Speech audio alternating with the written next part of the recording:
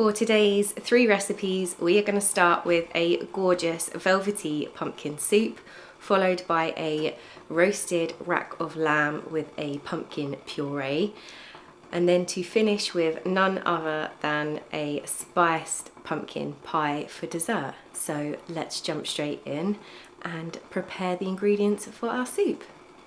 For this recipe, you are going to need a few ingredients. We are going to need 1 pumpkin. This is an Uchiki Kuri pumpkin. I just think the colour of this is absolutely amazing. I have never seen anything so beautiful, so I'm looking forward to cooking this today. 1 bulb of garlic and 1 onion, and it is pretty much that simple. So we are going to start by slicing up our gorgeous pumpkin into chunks. They can be a little bit tough, so just be careful with your knife that it doesn't slip on your chopping board. I probably should have used something a little bit smaller, maybe like a little vegetable paring knife or something, but you live and you learn. I don't cook with pumpkins often, actually. This is the second time I'm actually cooking with one, and it's the second time I'm making the soup, and I'm happy to be sharing this recipe with you today because pumpkins have become like my new favourite thing. So now I have the pumpkin safely chopped in half. I'm going to go in with a spoon and I'm just going to spoon out all of the stringy flesh and all of those seeds, but don't throw them away. Like, I'm popping them into a separate little bowl so that I can give them a rinse a little bit later and then season them up with a bit of salt and pepper and some olive oil, and then I'm going to roast those in the oven and keep them just as little snacks onto breakfast, or you could even top the soup with them once they're cooked. They are super delicious and super tasty, so do not throw them away. So with our pumpkins, we're going to chop these into sort of 1-inch pieces. So just going to go straight in with the knife, straight in, and just make them into little chunks. So this is just so that I can get as much of the surface area kind of caramelized in the cooking process, just to maximize that flavor. But you could just leave them in the 2 halves and roast them kind of skin side down. I just am obsessed by the colour of these. They're absolutely amazing. Just look at that. You could even just roast that up and just have it as like a main piece of your meal. I absolutely love it. And I actually leave the skin on this as well, just to mention. You can eat the skin of the red curry squash or pumpkins. They go really, really super tender when they're roasted. So no need to peel them either, which makes the recipe that even bit more simpler. So this soup recipe really is so simple. It's just 3 main ingredients and a few spices. And then the main part of this dish is obviously just giving it time to roast in the oven just to maximise those flavours. Onions really are one of my favourite things to cook with. They are so good at building flavour and starting the base of anything that you make. I probably use 1 a day minimum. These onions are absolutely beautiful. I got them from a organic farm in Galway. So I placed an order online with this company called Green Earth Organics. It's the first time I've ordered from them, but I was super impressed by the quality of all the vegetables that came. I thought it was reasonably priced, so I got like a build your own box. So you got to pick 12 items, and then they obviously shipped you the box. So you had to pay like €5 for delivery, and then it was €32 for the 12 items that I got. So I think that was good value. So with the onion, I literally have just roughly diced it into wedges and then popped that into the tray with the pumpkin as well, because we're going to roast that up together. So with the garlic, I am just going to roast this whole, and I'm going to just top the garlic, so like just literally slice the very top of it off, like as if you're removing its hat, and then just popping it onto some foil so that I can collect a load of seasoning. So I'm going to go in with some salt and some pepper and a good old glug of extra virgin olive oil, and then I'm just going to wrap up the foil just to protect the garlic so it doesn't burn, and then pop that into the tray as well. This is one of my favourite ways to actually cook garlic. It's so nice. It should come out all oozy, and you can actually mix it with butter and everything when it's actually cooked, and it's so nice spread on fresh bread. when it's roasted like that. It goes super sweet. It's so nice. So with the rest of the veggies, we obviously need to go in and season them. So I'm just going to give them a drizzle of olive oil. I'm going to go in with like about half a teaspoon to a teaspoon of ground coriander and salt and pepper, and give it a good old mixy mix just to make sure everything's covered. And then I'm going to pop this tray into the oven on 180 degrees C, that's for a fan assisted oven, for about 20 to 30 minutes. Whilst our pumpkin is roasting away in the oven for our soup, I thought I would make some bread to serve with it. So I've chosen to go with a traditional Irish soda bread for this recipe. You're going to start with 350 grams of coarse wholemeal flour, 125 grams of plain flour or all-purpose flour, 1 teaspoon of bread soda. This is also called bicarbonate of soda, and just sprinkle that in. And then for the liquid component of this bread, you're going to use buttermilk, which gives this soda bread its kind of distinct flavour. So you're going to use between 300 and 450 mils of the buttermilk, just depending on how much you need to rehydrate your flour. So you're just going to kind of judge it by eye, to be honest. So I'm going to start by adding half of the liquid, so well, just over half, so about 250 mils, just to bring it together. I also did add salt to this mixture as well, just obviously for flavour. As you can see, my mixture is a little bit dry still, so I'm just going to add in another 100 to 150 mils of the buttermilk and just give it another mix until all the flour is incorporated. If your mixture does feel a little stiff like mine, then just add a little bit more buttermilk. That is probably the best thing about this recipe. It is so forgiving. You just judge it by eye, and you just want to get it to a consistency that resembles this. So turn out your dough onto a lightly floured surface, and you're going to gently knead it so that the flour kind of comes together into a proper loaf shape. You can obviously bake this in a round sort of shape on a plain baking sheet, like it doesn't have to be a proper loaf pan, but I'm using a loaf pan just because I want to achieve a slightly taller slice so that I can use some of this obviously for the soup, and then some of the other half of the loaf that I don't use for the soup for some open sandwiches, because this bread is perfect for open sandwiches. And yeah, you just want to bring it together in as little movements as possible, because the whole idea of this is if you overwork the gluten in this mixture, you'll end up with a really, really tough loaf. So this is perfect. It's essentially like a no-knead recipe almost. So once it has come together, you'll just want to scoop it up and pop it into your floured baking pan, or onto a baking sheet, or into a round loaf pan. This recipe is just so forgiving, but yeah, like I said, I want to use it for sandwiches later in the week as well. So yeah, going with kind of your traditional loaf pan for this. Once you have the dough pressed into each corner of your loaf, you just want to go in with the traditional cross. So you're going to score the loaf right down to the bottom in a cross shape, and this will obviously make sure that your dough, as it rises and expands in the oven, cooks properly. But it's also super traditional, so every soda bread that you'll buy in a shop in Ireland will have this traditional cross in it, so I can't leave that bit out.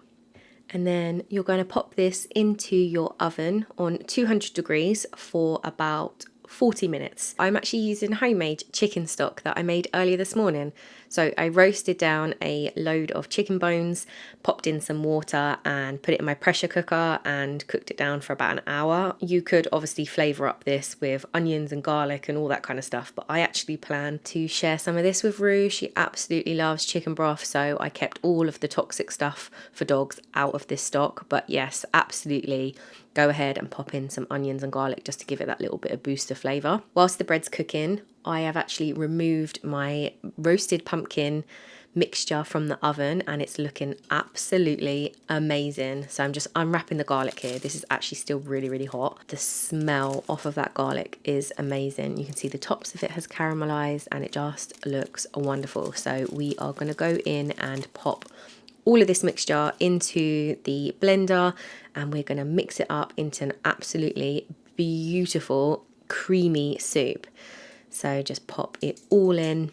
I can't believe the colour of that pumpkin. It just looks absolutely amazing. Even I feel like it's gotten brighter since I've roasted it. It just looks unbelievable. So I'm back with my beautiful roasted garlic. I could have left this roast a little bit more, but I think where I had the foil on it, obviously it protected it. But it still looks lovely and has oozed out, and I'm super happy with that. It's going to taste amazing. And it's just super, super hot, so I'm trying not to actually burn my fingers with this. And I'm just going to get that last one into the bowl. And then I'm going to go in with about 700 mils of the chicken stock roughly.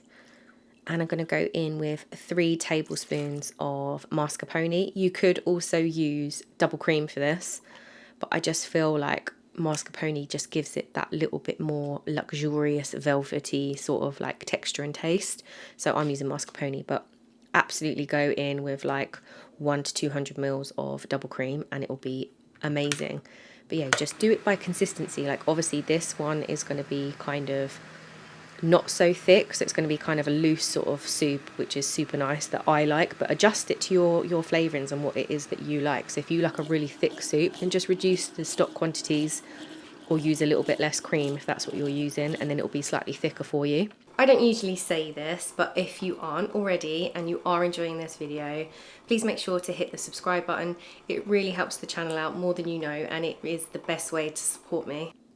So my loaf of bread has completely cooled and it's ready to slice in and dish up some beautiful soup.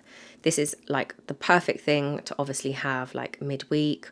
I will pop some of this soup into a little container and bring it to the office with me, pop it into the microwave. Beautiful lunch, and it's warming and it's perfect because the temperatures have completely dropped in the last couple of days. It's about 2 degrees at the minute, so this is just an absolute winner to warm your soul through the winter.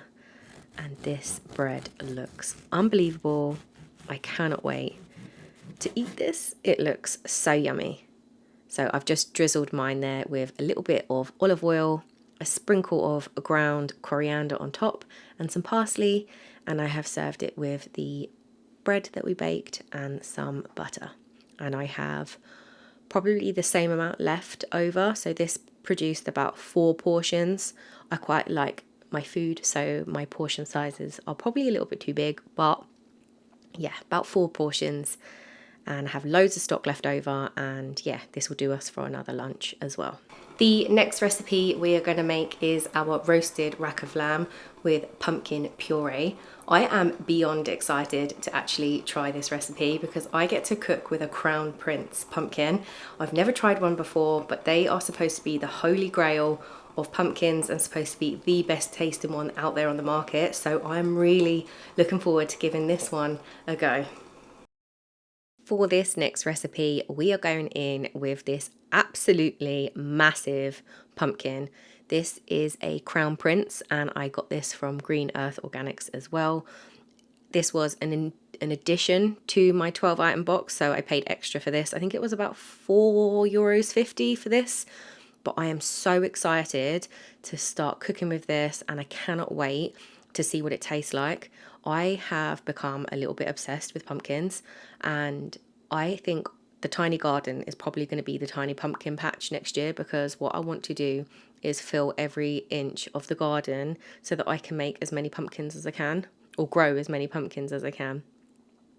So I'm going to try my best to cut this in half, but the other pumpkin was super, super difficult to get through. Which is why I said be careful, because I probably should have used a smaller knife to get through this. But look at that. So I'm going to go in and cut this in half, and I cannot wait to see what this tastes like. Apparently it's supposed to be the tastiest pumpkin out there, so really looking forward to trying this Crown Prince, because maybe it might grow in my tiny garden next year.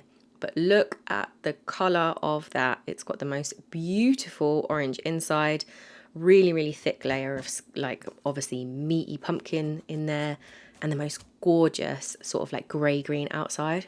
This is just the most beautiful thing ever. It's actually a sin that I'm cutting it up. I should just left it for decoration or something. And it actually smells super nice as well, like kind of sweet. So I'm only going to use half of the pumpkin for this next recipe, which is going to be a beautiful roasted lamb with a pumpkin puree and a celeriac mash. And I think you need about 450 grams of pumpkin roughly. So this was a 2 kilogram pumpkin. So I'm just going to split it into quarters and save the other quarter for another recipe, which will be coming up later in the video. So I just am amazed by what that looks like. So very similar to the other pumpkin, I'm just going to scoop out the inside, and then I'm just going to turn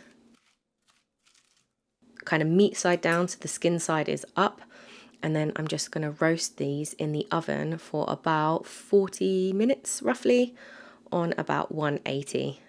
Because I want to make purees out of this pumpkin, I'm not going to drizzle it in oil because I want one of them to be sweet and I want one of them to be savoury. So with this beautiful lamb dish, I'm going to be using this celeriac. So I think this is quite an underrated vegetable.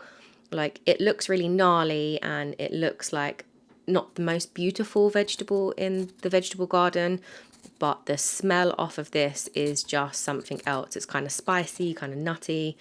And I'm just going to peel all the skin off and I'm going to chop it up into little bite-sized chunks and pop it on the hob and boil it until it's cooked and kind of soft and sort of like a consistency where you can mash it.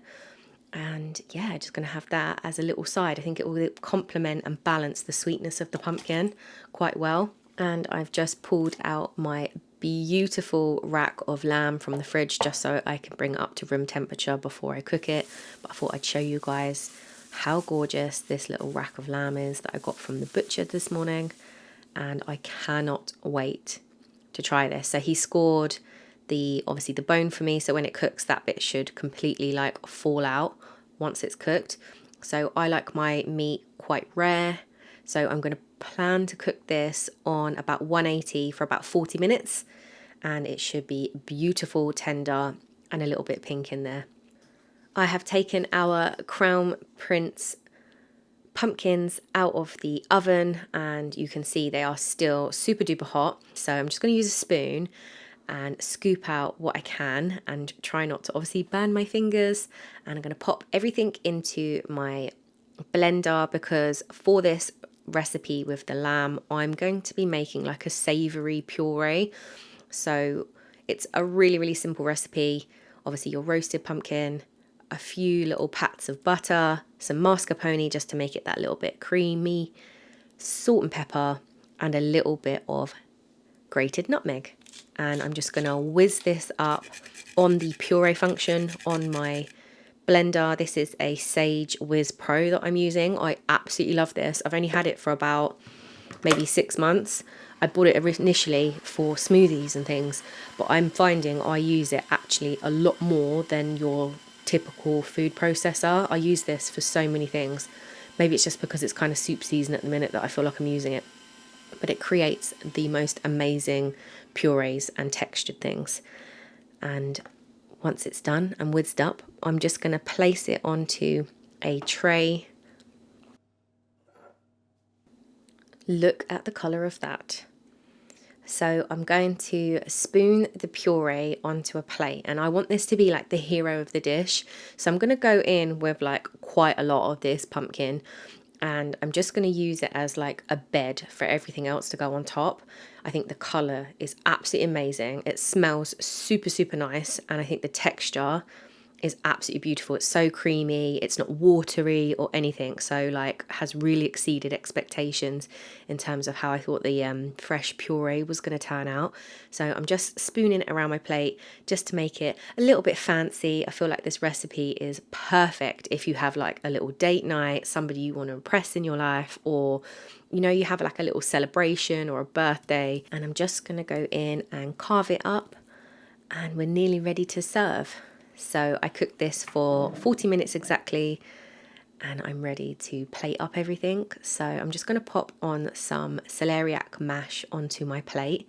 And I think the colour contrast on this looks amazing. I love the pumpkin on the black plate with the sort of white celeriac mash. I think it looks so cool, and I think the flavours are really going to balance. So they've got the sweet of the pumpkin, kind of the nutty earthiness of the celeriac, and then you're going to have that tender, juicy, beautiful lamb to go on top. I think it's perfectly cooked. It's still pink on the inside, and I am so chuffed with this. I am going to make a start on some pastry to go with our pumpkin pie. So you can absolutely skip this step and buy ready roll pastry from the supermarket. It's usually pretty good quality and it will save you so much time.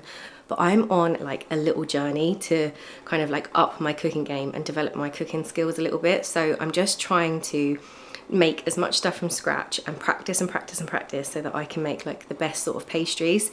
And what is absolutely amazing about this recipe is you can actually like alter the crust. So typically where I live, the pastry that you'll buy from the supermarket will be savoury, so it's not sweetened, so it's not ready for like obviously a sweet bake or like a pumpkin pie. So I'm going to be adding a little bit of sweetness and a little bit of spice to the pastry crust, which I think will give it that little bit of an edge. In a food processor, I'm going in with 200 grams of plain flour. I'm also going to go in with 1 teaspoon of ground cinnamon. This is optional, but it's the other reason why I decided to make my own pastry, so that I can kind of alter the flavour of the crust. A lot of the shop bought pastries around us are savoury ones for sort of like quiches and things like that. They're not sweetened or anything like that. So I'm jazzing up my pastry crust just a little bit. So this is a half teaspoon measure, which is why I'm using 2. So you want 1 teaspoon of the ground cinnamon. And we're going to go in with a little bit of ice and sugar just to sweeten the pastry crust just a little bit. It will add a beautiful bit of flavour. So I'm only going in with 1 teaspoon, but you could do up to 2 tablespoons if you like it that little bit extra sweetness.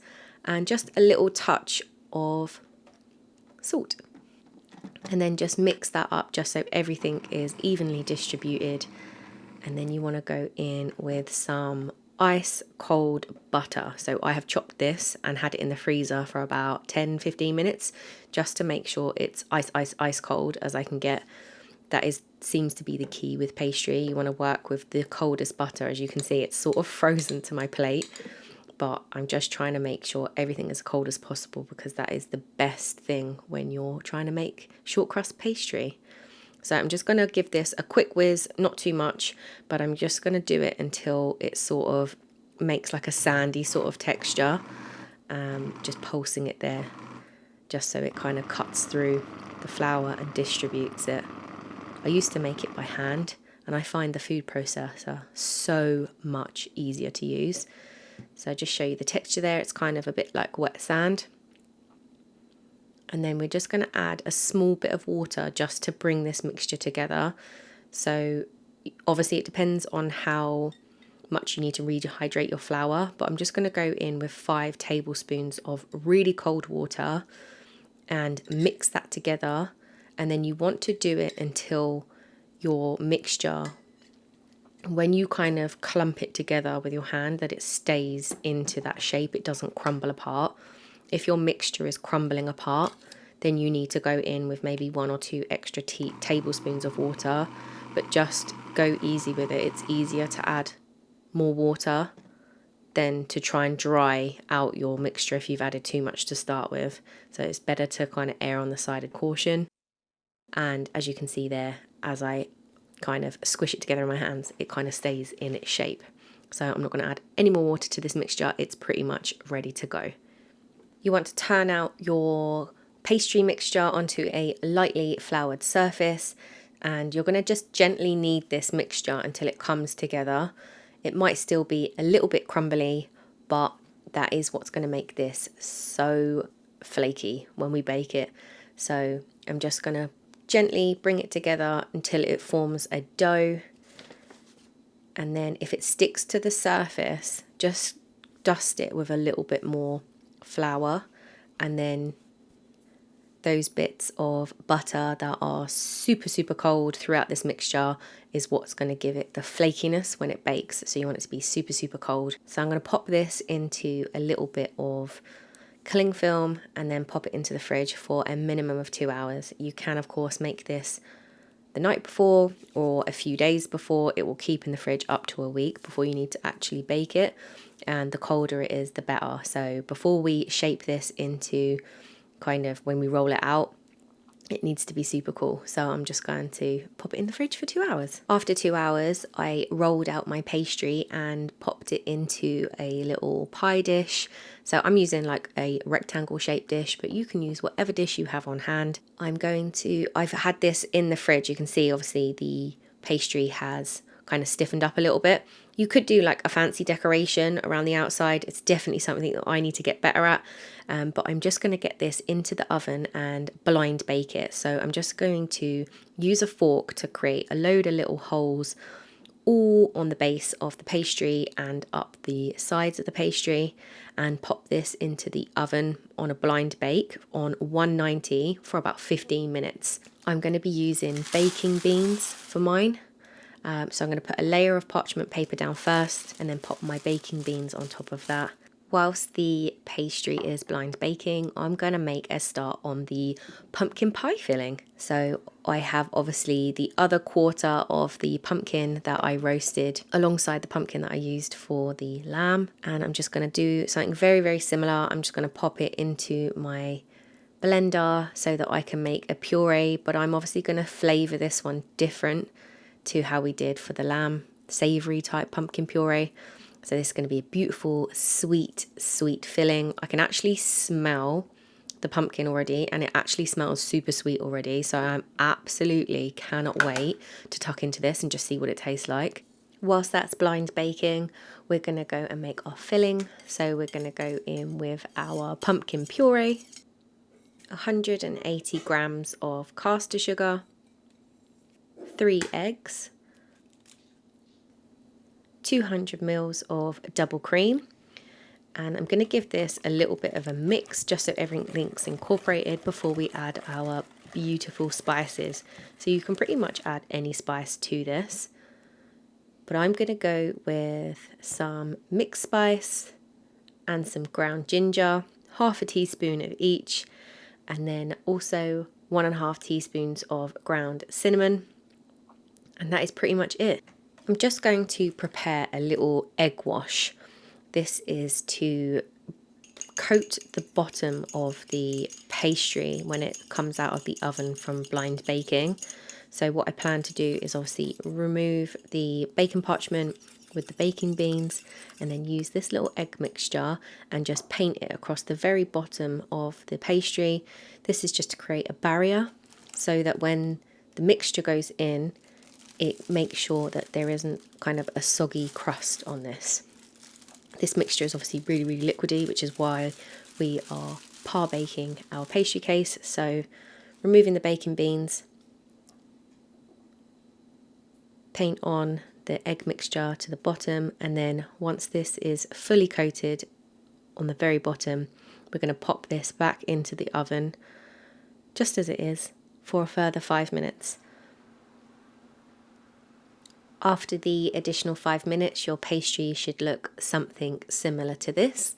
And then we're just going to go straight in with our mixture and pour it into our pastry casing, and then use the rest of the egg mixture that we have and just coat that around the edges to give a beautiful glossy golden shine to the crust as it cooks.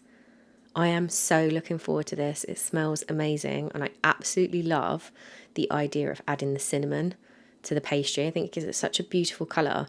You can already tell whilst I'm painting this on that how like short and flaky this pastry actually is. I'm super impressed so far. Pastry isn't the best thing that I make at the minute. I definitely need to practice at it, but so far so good. I cannot wait to see and taste what it is like. I have never eaten one of these before, so I cannot wait. So here is my little pumpkin pie. Looks awesome, doesn't it? I am so happy with it.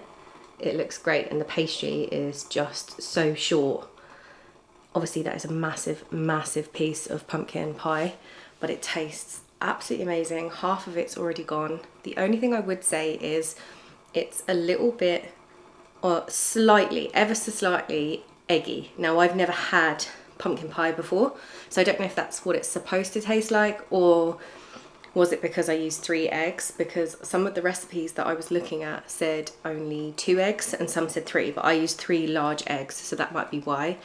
But I also didn't include any vanilla in this, so I feel like maybe with a bit of vanilla, maybe 1 less egg, and this would be near enough perfect. That's my 3-course pumpkin meal. If you haven't already, be sure to subscribe to the channel, and we should be in the garden next week, which will be a little bit of fun. So I will see you outside very, very soon. Bye!